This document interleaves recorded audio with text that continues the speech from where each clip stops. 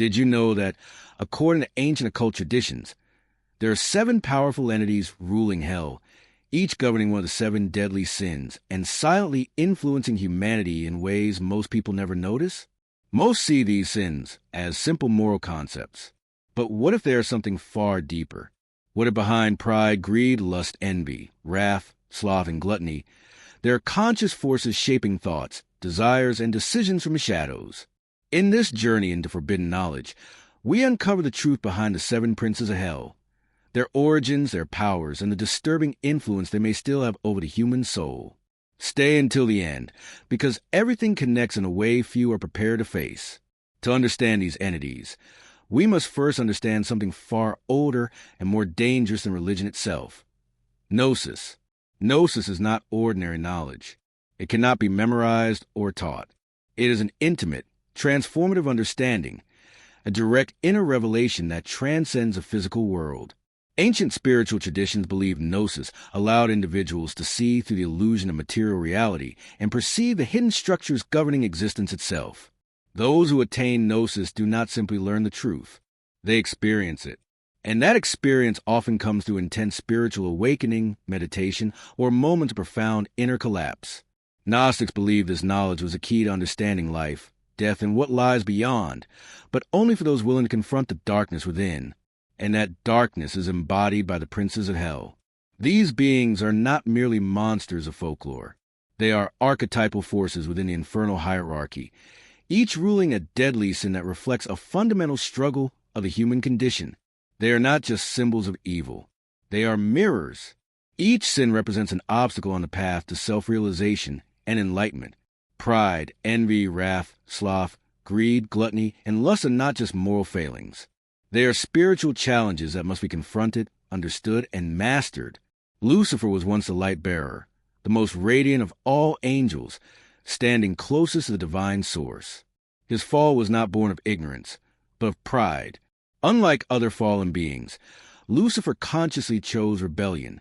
He questioned divine authority. He pursued forbidden knowledge without humility.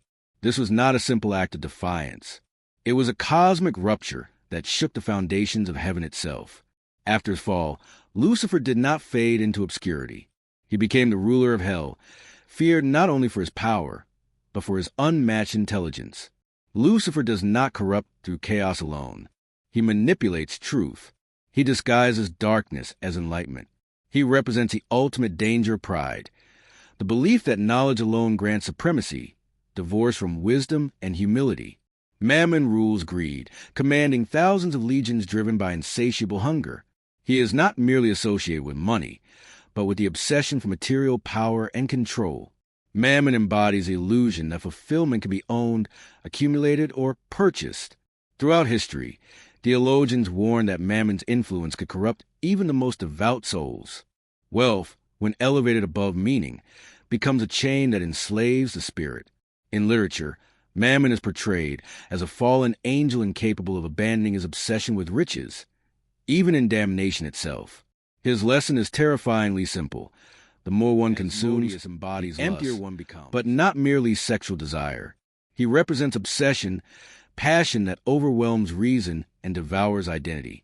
Often depicted as a monstrous, multi-faced being, Asmodeus symbolizes the primal force that can create love, art, and connection, or descend into addiction, jealousy, and ruin.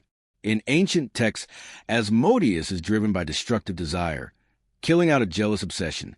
Yet esoteric traditions reveal a deeper truth. Lust is a test. Desire itself is neither good nor evil. It is fire, capable of warmth or devastation, depending on how it is controlled. Leviathan rises from the depths as the embodiment of envy. Like the ocean, envy is vast, hidden, and unstable. It grows silently beneath the surface, fueled by comparison and dissatisfaction, until it erupts in chaos. Yet envy also carries another meaning. It is longing, a deep yearning for transcendence. The soul, trapped in the material world, envies what it perceives as higher, freer, more complete. When left unchecked, this longing consumes. When transformed, it becomes a force that drives spiritual ascent. Satan represents wrath, not blind rage, but calculated destruction. This is the anger that fuels wars, collapses civilizations, and tears apart moral order. It is relentless, focused, and devastating. Yet even wrath carries a dual nature. In dark or esoteric interpretations, destruction is not purely evil.